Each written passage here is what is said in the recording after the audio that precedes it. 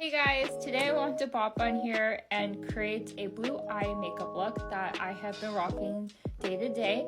I think I was inspired by the whole Hiyori 2000s K-pop trend that's been going around on TikTok. I created the look using my Too Faced Italian Spritz palette, and I'm really happy and finally getting some usage out of this palette. I would have to say I feel like a blue makeup look really makes brown eye color pop. So if you have brown eyes, I think this is a perfect look for you guys. So without further ado, let's just dive right in. Okay, starting off by prepping and priming my face with the Lancome Teint Idole Foundation and the Clinique Concealer.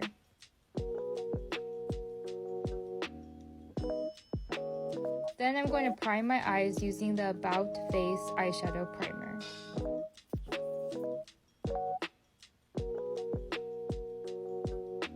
Okay, time to go in with my eyeshadow palette, but first a sniff test. It smells so good. I'm going to first go in with Toasted in Tuscany and use that as a foundational base shade.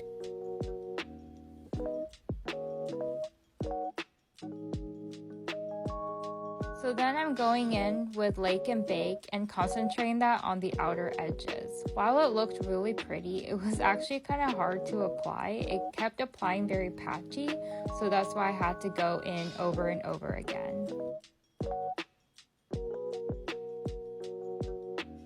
Okay, now I'm going in with Lake Como, and this by far is my favorite shade. It is so beautiful, and it's like this frosty, iridescent blue, and I think it's perfect for this kind of 2000s throwback type look. And as always, I feel like applying with your finger gives you maximum pigmentation. Okay, now I'm going in with Lake and Bake and applying that to the lower lash line for congruency.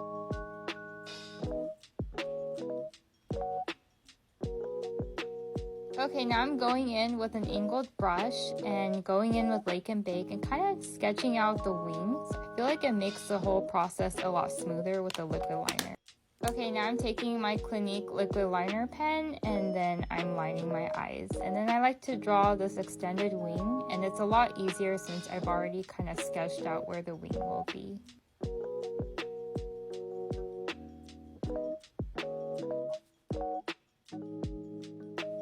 Okay, so now I'm going in with Gelato and applying that to the inner corners to highlight as well as my brow bone. So one thing I don't particularly like about this palette is its lack of highlighting shades. Okay, totally optional, but you know I like to take my Urban Decay 24/7 liner pencil and stash and trace over my liner. I feel like it really helps soften up the look. Okay, time to work on my lashes. So I'm using the Shiseido eyelash curler and giving that a few good pumps. Then I'm going in with my Lancome Hypnose Drama waterproof mascara.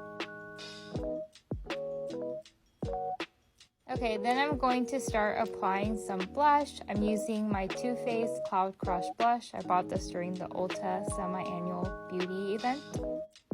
Okay, then I'm going in with my current go-to favorite highlighter at the moment, the Rem Beauty Lavender shade, and it gives this beautiful iridescent subtle lavender glow.